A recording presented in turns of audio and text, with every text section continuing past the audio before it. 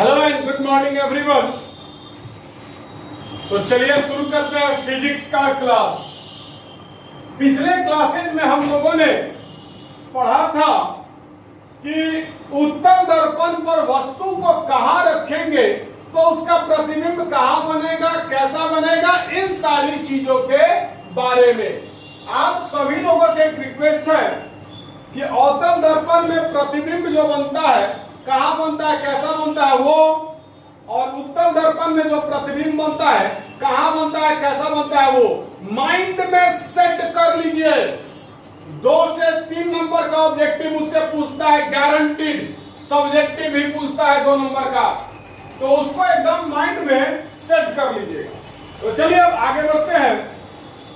तो अब हम लोग देखेंगे अवतल दर्पण का उपयोग और उत्तल दर्पण का उपयोग। तो चलिए अवतल दर्पण का उपयोग और उत्तल दर्पण का उपयोग। तो अवतल दर्पण का कुछ उपयोग मैंने यहाँ बोर्ड पर लिखा हुआ है जिसका नोट्स आपको मिल जाएगा, और उत्तल दर्पण का भी कुछ उपयोग मैंने यहाँ बोर्ड पर लिखा हुआ है जिसका नोट्स आपको मिल जाएगा। तो उत्तल दर्पण का सबसे पहला उपयोग होता है हजामती दर्पण के रूप में। किस रूप में? हजामती दर्पण के रूप में। हजामती दर्पण का मतलब दाढ़ी वगैरह बनाने के लिए, हम लोग जो अपना दाढ़ी बनाते हैं तो दाढ़ी वगैरह बनाने के लिए अवतल दर्पण का उपयोग किया जाता है। बाहर जब जाओगे बड़े बड़े सैलून में, बॉम्बे या फिर दिल्ली वगैरह में, जब बड़े बड़े सैलून में जाओगे तो वहां पर अवतल दर्पण लगा रहता है। अभी हम लोग जिस सैलून में जाते हैं उसमें तो समतल दर्पण रहता है। अभी हम लोग जिस सैलून में जाते हैं उस सैलून में समतल दर्पण लगा रहता है, लेकिन जब बड़े बड़े सैलून में जाओगे बाहर में तो वहां पर समतल दर्पण नहीं, अवतल दर्पण लगा रहता है। क्यों?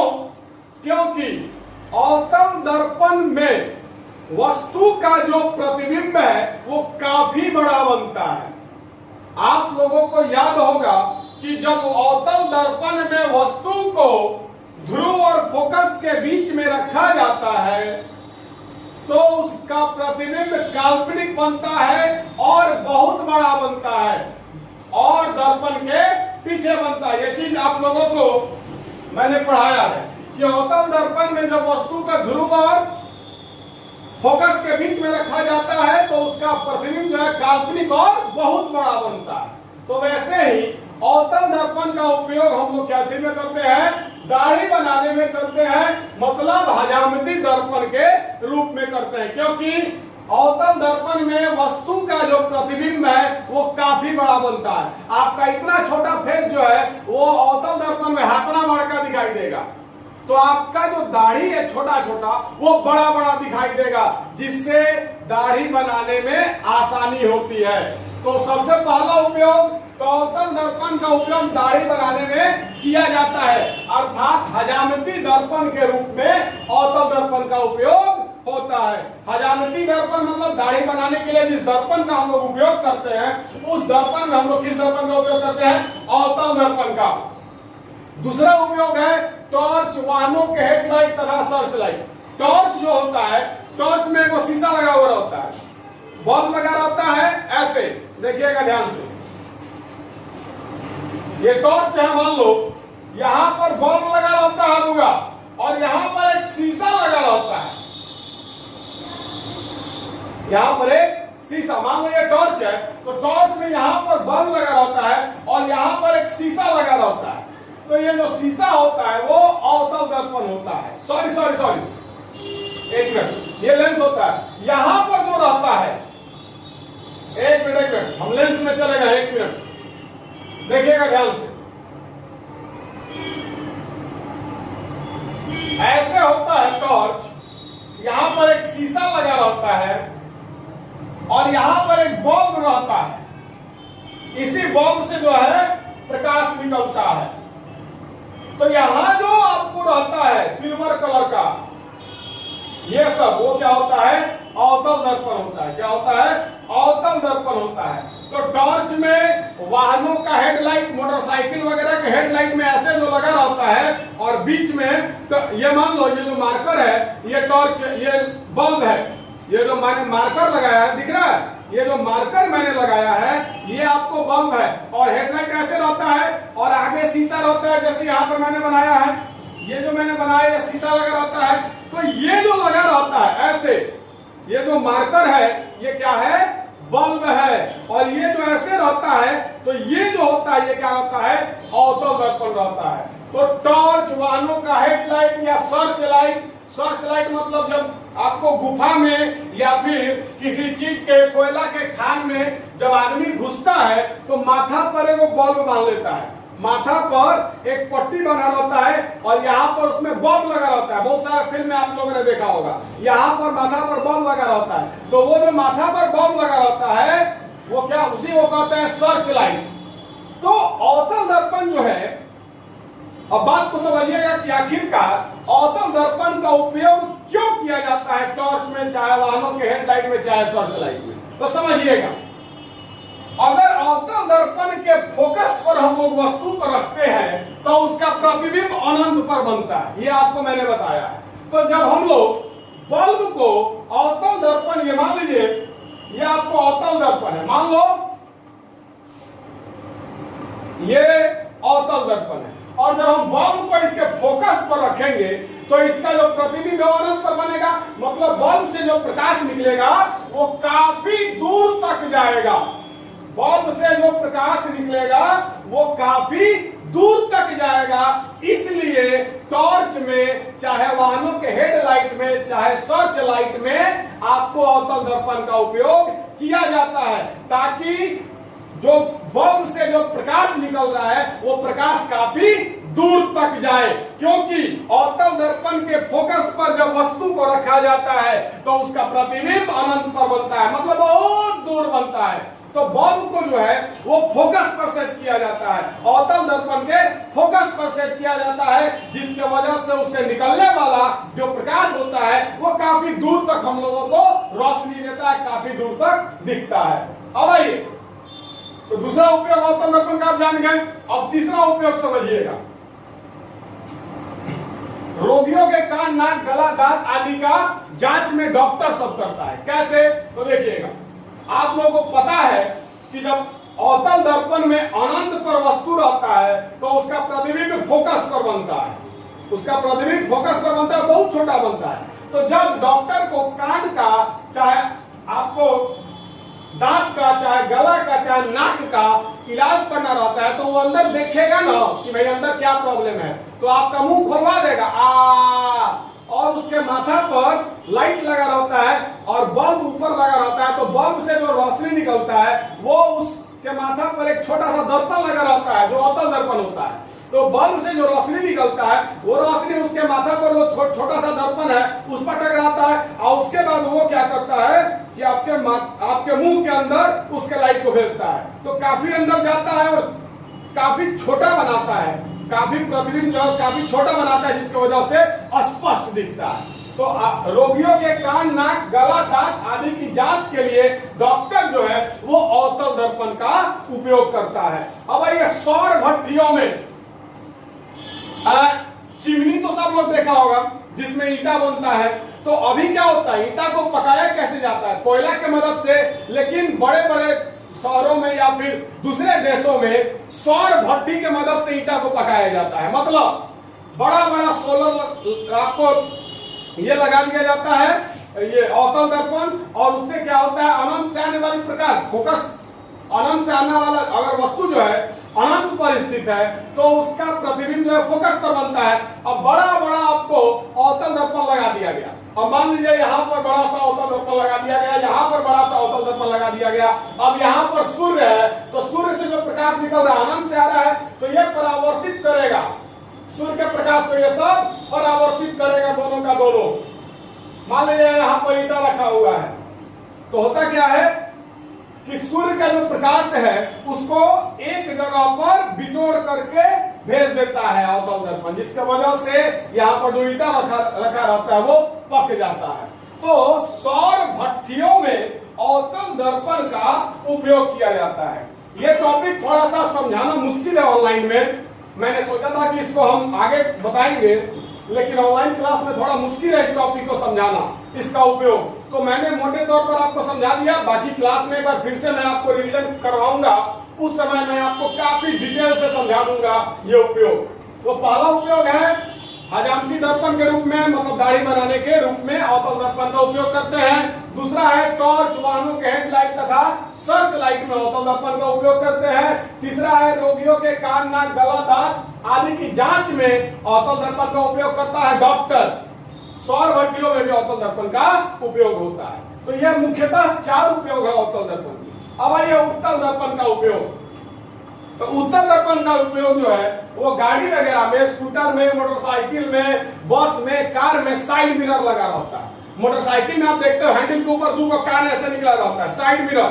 तो साइड मिरर लगा रहता है, तो जो साइड मिरर रहता है वो उत्तल दर्पण ही रहता है, क्योंकि काफी पीछे, काफी दूर तक हम लोगों को दिखाई देता है। और उत्तल दर्पण जो है वो वस्तु का प्रतिबिंब काफी छोटा बनाता है, जिसका वजह से छोटा सा दर्पण में हम लोगों को काफी दूर तक दिखाई देता है कि हम लोगों के पीछे से क्या आ रहा है, ट्रक आ रहा है कि बस आ रहा है कि कार आ रहा है, क्या आ रहा है वो हम लोग को दिख जाता है मोटरसाइकिल चलाते वक्त। तो स्कूटर, मोटर कार, बस इत्यादि वाहनों में साइड मिरर के रूप में उत्तल दर्पण का उपयोग किया जाता है। तो यह था अवतल दर्पण और उत्तल दर्पण का उपयोग, जिसका नोट्स आपको दे दिया जाएगा, ग्रुप में डाल दिया जाएगा। अब आइए, इसके बाद जो है कहानी शुरू होती है चिन्ह परिपाटी। तो आइए चिन्ह परिपाटी आज समझते हैं।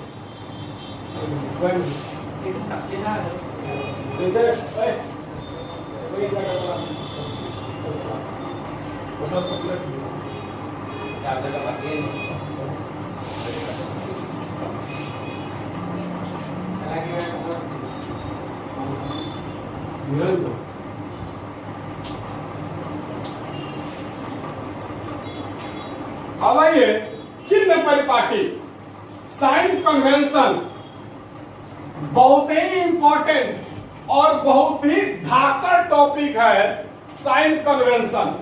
पूरे फिजिक्स का जान है, पूरे इस चैप्टर का जो मैं आप लोगों को पढ़ाया है प्रकाश का परावर्तन, उसका जान है ये चिन्ह परिपाटी। आपको पता है कि उपयोग में कुछ कमियां हुई हैं, तो उपयोग जो है वो सामने आप लोग रहिएगा तो ज्यादा अच्छा से मैं समझा पाऊंगा और आप समझ भी पाएंगे विद प्रैक्टिकल। अब आइए, अब हम लोग देखेंगे चिन्ह परिपाटी। तो चिन्ह परिपाटी को देखने से पहले कुछ चीजें हैं जो मैं आपको फिर से रिवीजन करवाना चाहूंगा। तो आइए,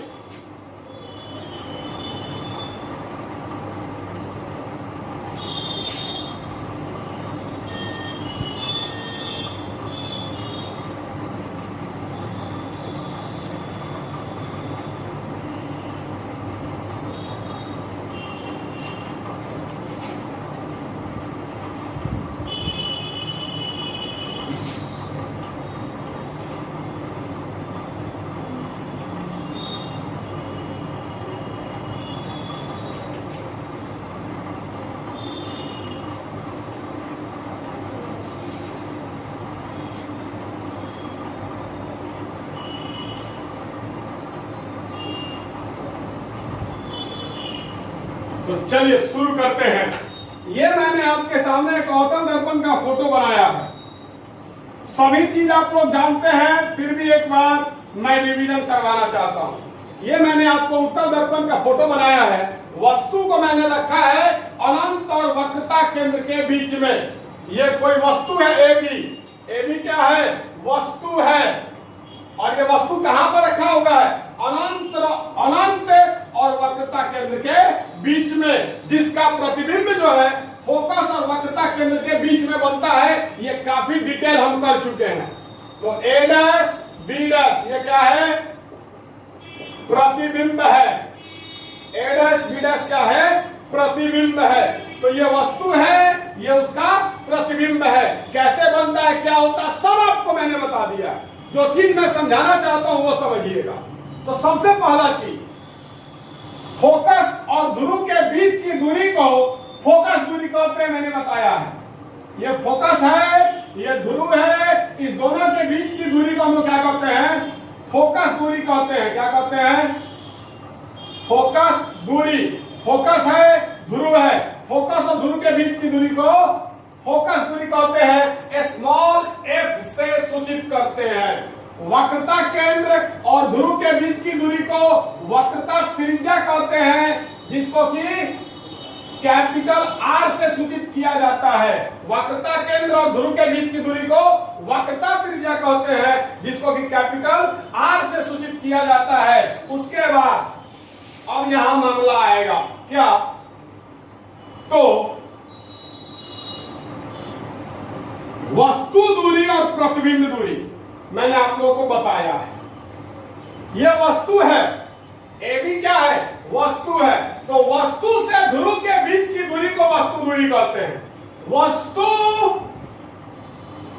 एवं ध्रुव के बीच की दूरी, यह वस्तु है, यहां क्या है? यह वस्तु है और यह ध्रुव है। तो वस्तु और ध्रुव के बीच का जो दूरी होता है उसको वस्तु दूरी कहा जाता है।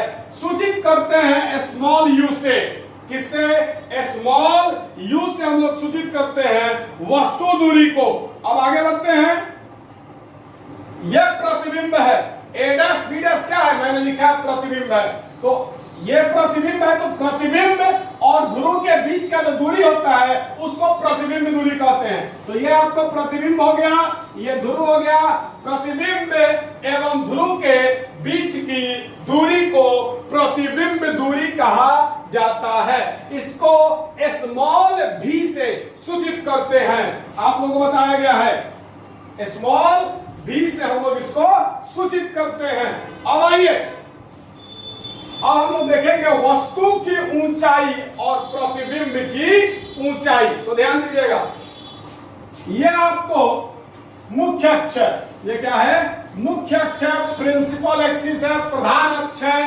तो प्रधान अक्ष से ऊपर की ओर वस्तु है। तो वस्तु का जो ऊंचाई होगा, यही वस्तु का ऊंचाई होगा। मान लो AB जो है उसका ऊंचाई 5 सेंटीमीटर है। क्या है?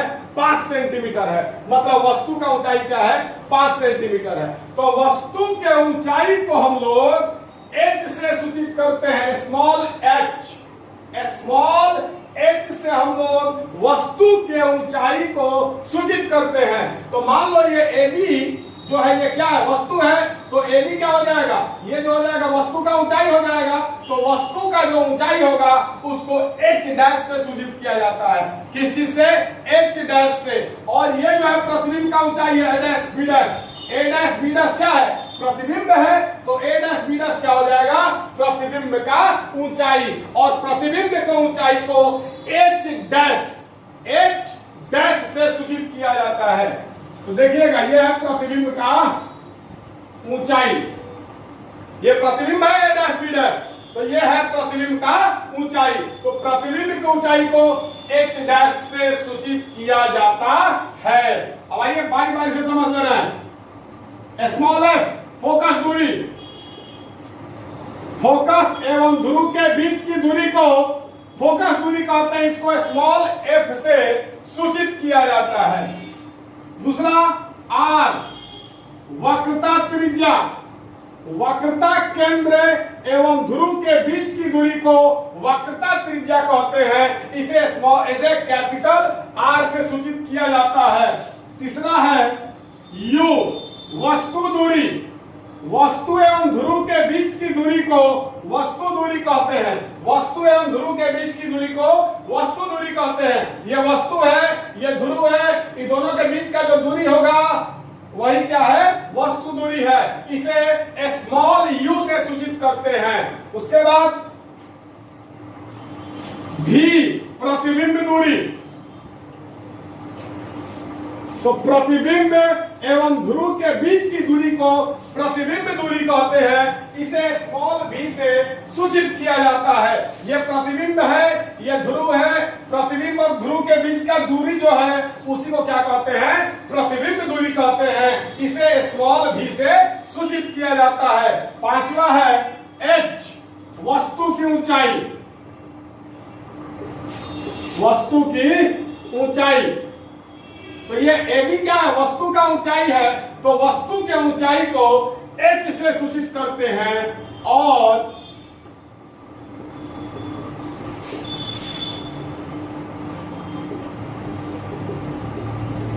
ये जो A डैश B डैश है, ये प्रतिबिंब का ऊंचाई है, तो प्रतिबिंब की ऊंचाई को h डैश से सूचित किया जाता है। अब आइए यहां से एक नया कहानी शुरू होता है। अब मान लो बउआ, आपको दे दिया जाए कि वस्तु दूरी 5 सेंटीमीटर है, वस्तु का ऊंचाई 2 सेंटीमीटर है और प्रतिबिंब का ऊंचाई मान लो दे दिया जाए 5 सेंटीमीटर है। आपको प्रतिबिंब दूरी दे दिया जाए 2 सेंटीमीटर है। तो अगर आपको वस्तु दूरी दे दिया जाए, प्रतिबिंब दूरी दे दिया जाए, वस्तु का ऊंचाई दे दिया जाए, प्रतिबिंब का ऊंचाई दे दिया जाए, तो आपको पता कैसे चलेगा कि ये जो बन रहा है, ये जो प्रतिबिंब बन रहा है, ये वास्तविक है कि काल्पनिक है? प्रतिबिंब दर्पण के सामने बन रहा है कि पीछे बन रहा है? प्रतिबिंब सीधा बन रहा है कि उल्टा बन रहा है? अगर आपको वस्तु दूरी दे दिया जाए, या फिर आपको प्रतिबिंब दूरी दे दिया जाए, या फिर आपको वस्तु का ऊंचाई दे दिया जाए, या फिर आपको प्रतिबिंब का ऊंचाई दे दिया जाए, या फिर आपको फोकस दूरी दे दिया जाए, या फिर आपको वक्रता त्रिज्या दे दिया जाए, तो आप पता कैसे करोगे कि यह अवतल दर्पण है कि उत्तल दर्पण है? प्रतिबिंब वास्तविक बन रहा है कि काल्पनिक बन रहा है? प्रतिबिंब दर्पण के आगे बन रहा है कि दर्पण के पीछे बन रहा है? प्रतिबिंब में आपको सीधा बन रहा है कि उल्टा बन रहा है? नहीं पता चलेगा। अगर आपको मैं दे दूं कि फोकस दूरी 5 सेंटीमीटर है, मैं अगर आपको दे दूं कि फोकस दूरी जो है वो 5 सेंटीमीटर है, और आपसे पूछूं कि बताइए दर्पण कौन सा होगा, दर्पण अवतल है कि उत्तल है, क्या आप बता पाओगे? नहीं बता पाओगे। तो अब हम लोग पढ़ेंगे चिन्ह परिपाटी। चिन्ह परिपाटी अंग्रेजी बोले तो साइन कन्वेंशन। चिन्ह परिपाटी इसलिए पढ़ेंगे क्योंकि अब हम लोग फोकस दूरी का मान जो है 5 सेंटीमीटर, उसको देख करके हम बता देंगे कि दर्पण जो है अवतल है या उत्तल है, दर्पण जो है वह अवतल है या उत्तल है। तो आइए शुरू करते हैं।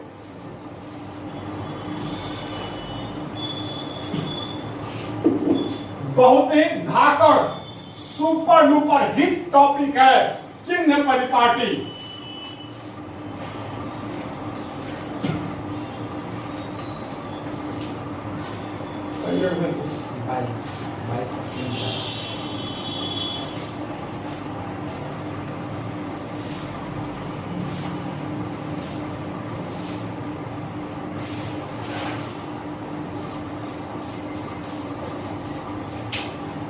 चलिए शुरू करते हैं चिन्ह परिपाटी।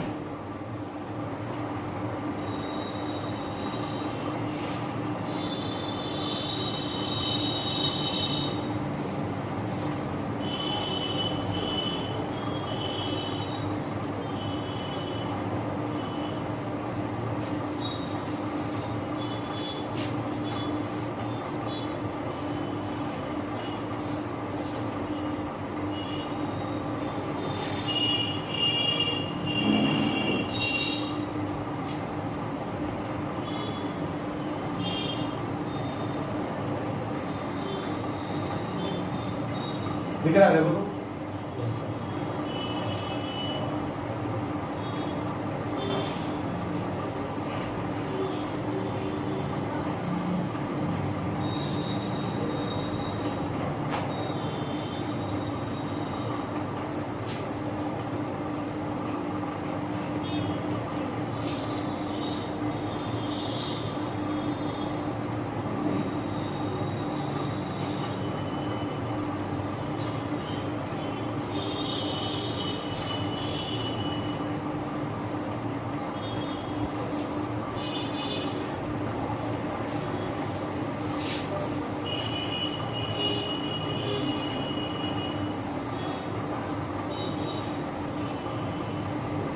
तो चलिए, यहां पर मैंने आपको दो ठो मामला दिखाया। एक मैंने अवतल दर्पण बनाया और एक मैंने आपको उत्तल दर्पण बनाया। एक तरफ प्रतिबिंब जो है वास्तविक है और एक तरफ प्रतिबिंब जो है काल्पनिक है। एक तरफ प्रतिबिंब जो है वो दर्पण के सामने बन रहा है, एक तरफ प्रतिबिंब जो है वो दर्पण के पीछे बन रहा है।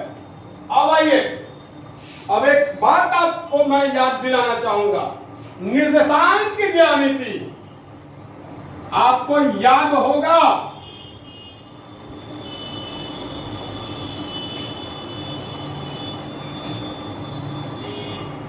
X, X dash, Y, Y dash, यह है आपको मूल बिंदु। मूल बिंदु से राइट साइड जाइएगा तो धनात्मक होता है, आपको पता है। मूल बिंदु से राइट साइड जाइएगा तो ऋणात्मक होता है, आपको पता है। मूल बिंदु से ऊपर की तरफ जाइएगा तो धनात्मक होता है, आपको पता है। मूल बिंदु से नीचे की तरफ जाइएगा तो ऋणात्मक होता है, आपको पता है। अब यही उठ करके आ जाएगा यहां और यहां। चलिए, तो माइंड में सेट कीजिए। मुख्य अक्ष जो है वो है एक्स डैश। मुख्य अक्ष जो है ये है एक्स और एक्स डैश। ये मुख्य अक्ष है, ये है एक्स और एक्स डैश। मुख्य अक्ष को क्या मान लो? एक्स अक्ष मान लो। और जो दर्पण है उसको वाई अक्ष मान लो। ये जो वाई अक्ष है वो क्या है? दर्पण है। ठीक है, दो तक है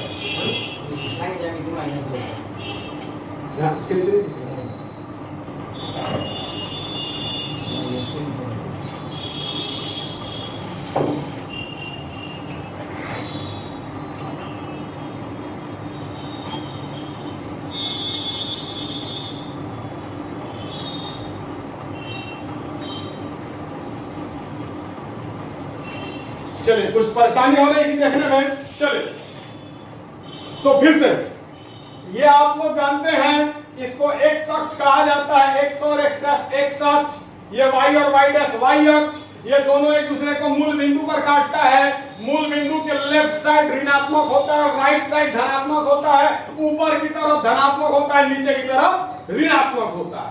तो अब इस दोनों में, अवतल दर्पण और उत्तल दर्पण में, जो मुख्य अक्ष है इसको एक्स अक्ष मान लो और जो दर्पण है उसको वाई अक्ष मान लो। तो ये जो दर्पण है इसको क्या मान लो? वाई अक्ष। ये जो दर्पण है इसको क्या मान लो? वाई अक्ष। ये मान लो, रुको मैं लिख ही दे रहा हूं। मान लो ये क्या है? वाई और ये है वाई डैश। ये है वाई और ये है वाई डैश। तो मुख्य अक्ष को एक्स अक्ष मान लो और दर्पण को वाई अक्ष मान लो।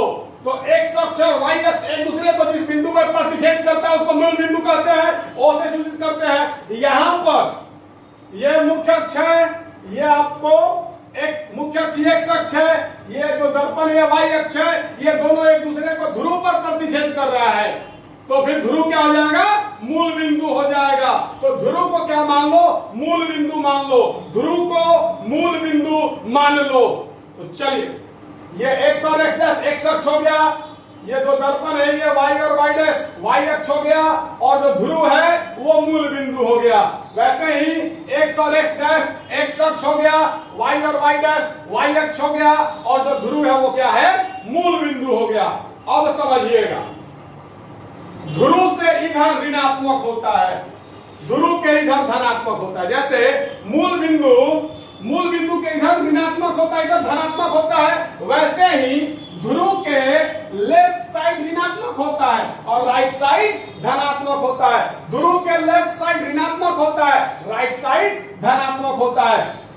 मूल बिंदु के ऊपर धनात्मक होता है, मूल बिंदु के नीचे ऋणात्मक होता है। वैसे ही ध्रुव के ऊपर धनात्मक होता है, ध्रुव के नीचे ऋणात्मक होता है। ध्रुव के ऊपर धनात्मक होता है, ध्रुव के नीचे ऋणात्मक होता है। क्लियर?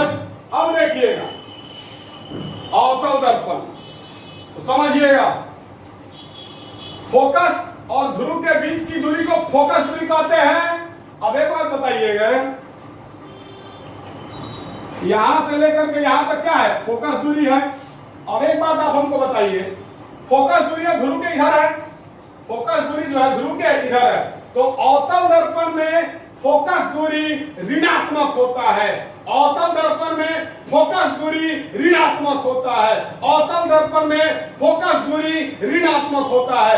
अगर आपको F बराबर बाई ने मान लो दे दिया -4 सेंटीमीटर, इसका मतलब है कि ये जो फोकस दूरी है वो अवतल दर्पण का है। अगर आपको दे दिया F बराबर -4 सेंटीमीटर, मतलब F का जो मान है, फोकस दूरी जो है वो ऋणात्मक है, इसका मतलब ये फोकस दूरी जो है वो अवतल दर्पण का है। तो माइंड में सेट कर ले कि अवतल दर्पण में फोकस दूरी ऋणात्मक होता है। क्लियर? क्योंकि ध्रुव के इधर है, फोकस दूरी जो है ध्रुव के इधर है। जैसे मूल बिंदु को ध्रुव मानने के लिए बोले हैं, मूल बिंदु P और O ध्रुव, ये दोनों एक ही चीज है।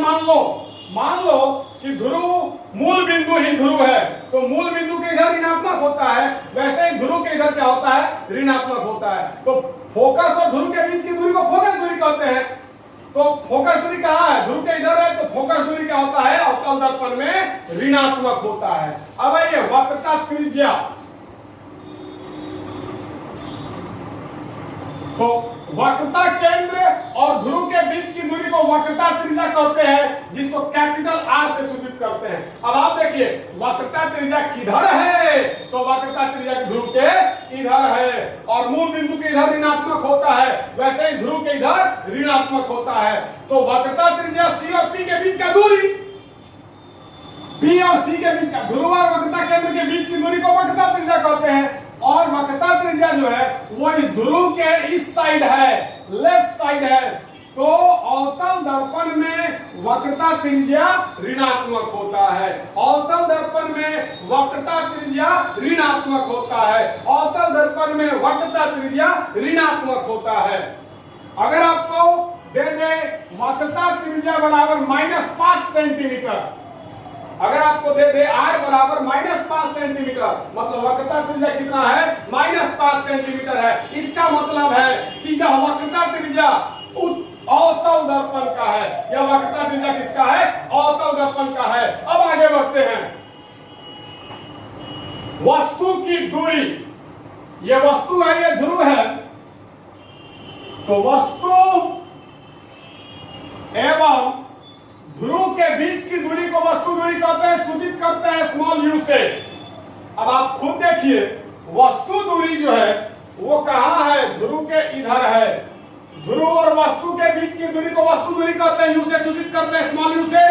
तो वस्तु दूरी का है, ध्रुव के इधर है, लेफ्ट साइड है, और ध्रुव के लेफ्ट साइड ऋणात्मक होता है, मूल बिंदु के लेफ्ट साइड ऋणात्मक होता है। तो वस्तु दूरी जो है वो भी क्या होता है, ऋणात्मक होता है अवतल दर्पण में। अवतल दर्पण में वस्तु दूरी जो है वो भी क्या होता है, ऋणात्मक होता है। क्या होता है, ऋणात्मक होता है। अब आइए प्रतिबिंब दूरी, तो प्रतिबिंब और ध्रुव के बीच की दूरी को प्रतिबिंब दूरी कहते हैं, जिसको कि स्मॉल v से सूचित करते हैं। और ये क्या है, वास्तविक प्रतिबिंब है। क्या है, वास्तविक प्रतिबिंब है, वास्तविक प्रतिबिंब है, वास्तविक प्रतिबिंब है। तो ध्यान दीजिएगा, ध्रुव और प्रतिबिंब के बीच की दूरी को प्रतिबिंब दूरी कहते हैं, स्मॉल v से सूचित करते हैं। अब आप देखिएगा, वास्तविक प्रतिबिंब जो है ध्रुव के इधर है, लेफ्ट साइड है, तो वास्तविक प्रतिबिंब जो है वो ऋणात्मक होता है, -v।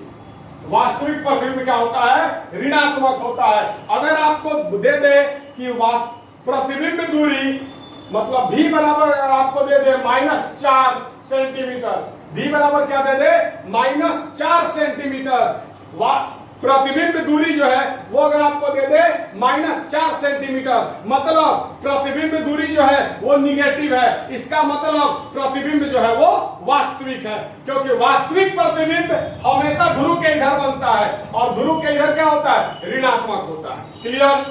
अब आइए वस्तु की ऊंचाई। अब एक बार बताइएगा, मूल बिंदु के ऊपर क्या होता है? धनात्मक होता है। और वस्तु क्या है? मुख्य अक्ष के ऊपर की तरफ है। यह मुख्य अक्ष है, मुख्य अक्ष के ऊपर की तरफ धनात्मक होता है, पॉजिटिव होता है। तो ये AB क्या है?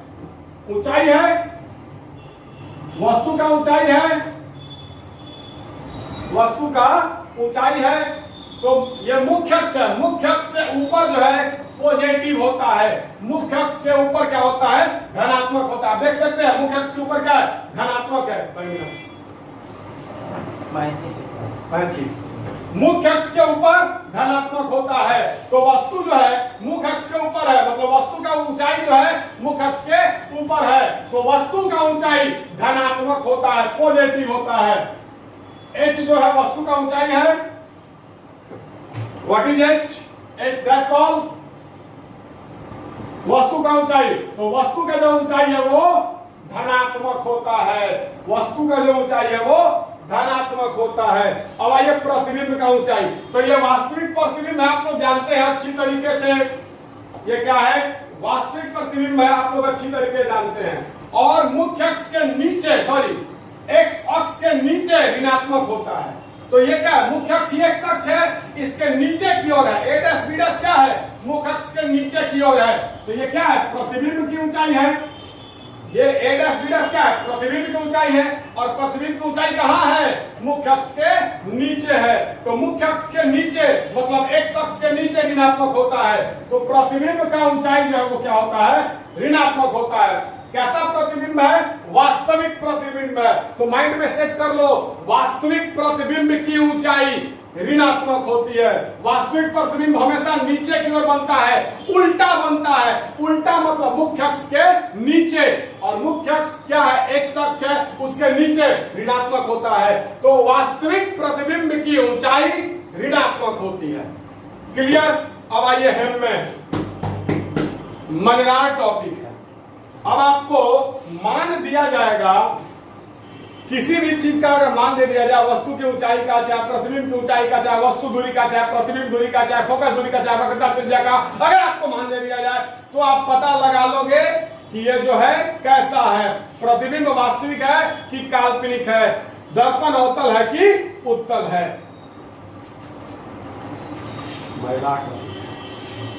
न्यूमेरिकल इसी के मदद से न्यूमेरिकल बनेगा। अगर ये चीज नहीं जाने तो फिर न्यूमेरिकल बनाना भूल जाइएगा। अब आइए यही चीज उत्तल दर्पण में। बउआ जी, ध्रुव जो है मूल बिंदु है, ध्रुव क्या है? मूल बिंदु है। ध्रुव क्या है? मूल बिंदु है। ध्रुव क्या है? मूल बिंदु है।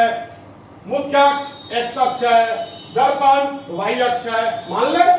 अब आओ, ध्रुव तथा फोकस, यह अवतल दर्पण है। चला जी, याद रखिएगा, सॉरी उत्तल है, मत अवतल मत याद रखिएगा, यह उत्तल दर्पण है। चलिए ध्यान दीजिएगा, उत्तल दर्पण में फोकस दूरी हेम में होता है। यह ध्रुव है, यह फोकस है। ध्रुव और फोकस के बीच की दूरी को फोकस दूरी कहते हैं। अब एक बात बताइए, उत्तल दर्पण में फोकस दूरी कितने है? ध्रुव के राइट साइड है, और ध्रुव क्या है? मूल बिंदु है। मूल बिंदु के राइट साइड पॉजिटिव, मूल बिंदु के राइट साइड पॉजिटिव। तो ध्रुव के राइट साइड पॉजिटिव, ध्रुव के राइट साइड पॉजिटिव, और फोकस दूरी ध्रुव के राइट साइड है। ध्रुव और फोकस के बीच की दूरी को फोकस दूरी कहते हैं। फोकस दूरी ध्रुव के राइट साइड है। तो उत्तल दर्पण में फोकस दूरी धनात्मक होता है। उत्तल दर्पण में फोकस दूरी धनात्मक होता है। वैसे ही ये क्या है? ध्रुव और वक्रता केंद्र के बीच की दूरी को वक्रता त्रिज्या कहते हैं, जिसको कि कैपिटल आर से सूचित करते हैं। वक्रता त्रिज्या, ध्रुव और वक्रता केंद्र के बीच की दूरी वक्रता त्रिज्या। वक्रता त्रिज्या किधर होती है? ध्रुव के इधर होती है, ध्रुव के राइट साइड होती है, और मूल बिंदु के राइट साइड पॉजिटिव होता है। मूल बिंदु ही ध्रुव है, ध्रुव के राइट साइड पॉजिटिव, मतलब उत्तल दर्पण में वक्रता त्रिज्या धनात्मक होती है। अब आइए वस्तु दूरी। तो वस्तु जो है बाबू, दर्पण अवतल हो चाहे उत्तल हो, दर्पण जो है अवतल हो चाहे उत्तल हो, वस्तु हमेशा ध्रुव के लेफ्ट में ही रखा जाता है। यहां भी आप देख सकते हैं वस्तु क्या ध्रुव के लेफ्ट में है। यहां भी आप देख सकते हैं वस्तु क्या ध्रुव के लेफ्ट में है। तो ध्यान से देखिएगा, ये क्या ध्रुव और वस्तु के बीच की दूरी को वस्तु दूरी कहते हैं, स्मॉल यू से सूचित करते हैं। ध्रुव और वस्तु के बीच की दूरी को वस्तु दूरी स्मॉल यू से सूचित करते हैं। ध्रुव के लेफ्ट साइड है, वस्तु दूरी कहां है, ध्रुव के लेफ्ट साइड, और मूल बिंदु के लेफ्ट साइड ऋणात्मक होता है। मूल बिंदु के लेफ्ट साइड ऋणात्मक होता है, तो ध्रुव के लेफ्ट साइड ऋणात्मक, मतलब वस्तु दूरी उत्तल दर्पण में ऋणात्मक होती है। वस्तु दूरी उत्तल दर्पण में ऋणात्मक होती है।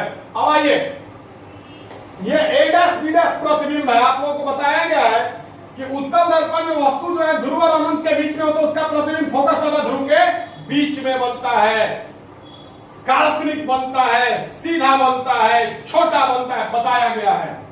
तो अब देखिएगा यहां का मामला,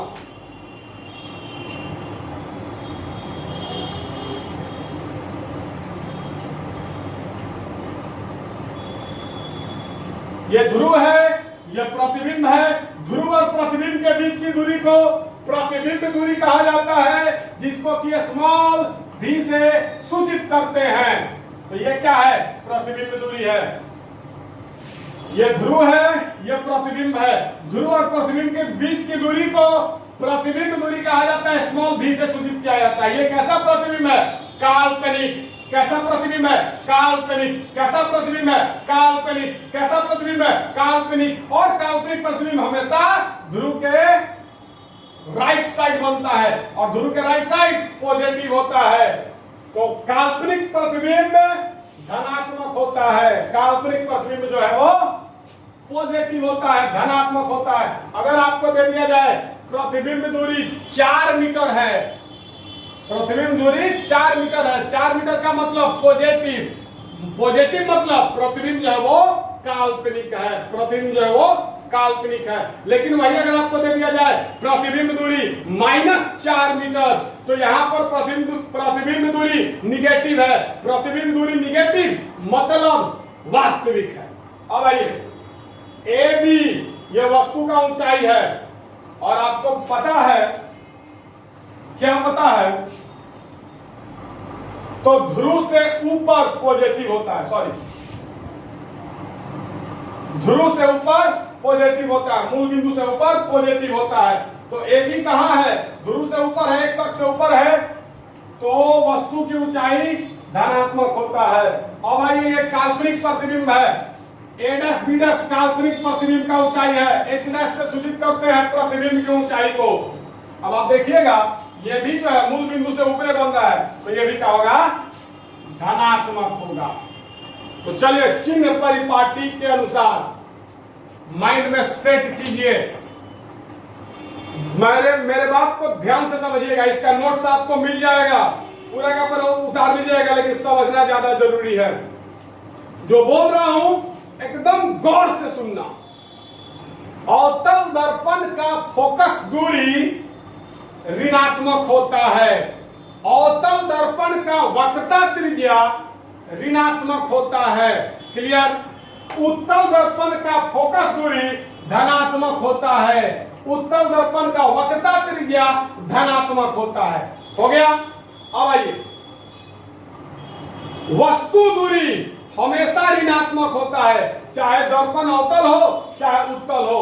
वस्तु दूरी यहां देख सकते हैं -u, क्योंकि वस्तु जो है वो हमेशा ध्रुव के लेफ्ट साइड रहता है, तो वस्तु दूरी जो है वो हमेशा ऋणात्मक होता है, चाहे दर्पण अवतल हो चाहे उत्तल हो। अवतल दर्पण उत्तल दर्पण दोनों में वस्तु दूरी ऋणात्मक होता है। और वस्तु का ऊंचाई, तो वस्तु हमेशा ऊपर की ओर रहता है, हमेशा ऊपर की ओर रहता है, चाहे दर्पण उत्तल हो चाहे अवतल हो।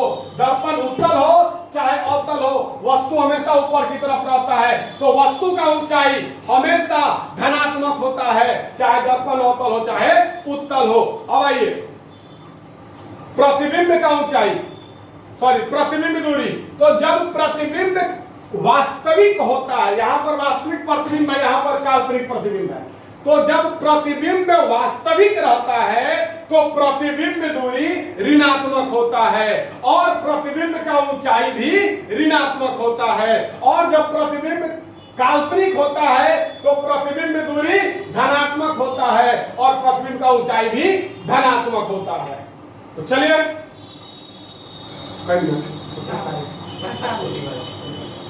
तो ठीक है, इसका नोट्स आपको ग्रुप में डाल दिया जाएगा।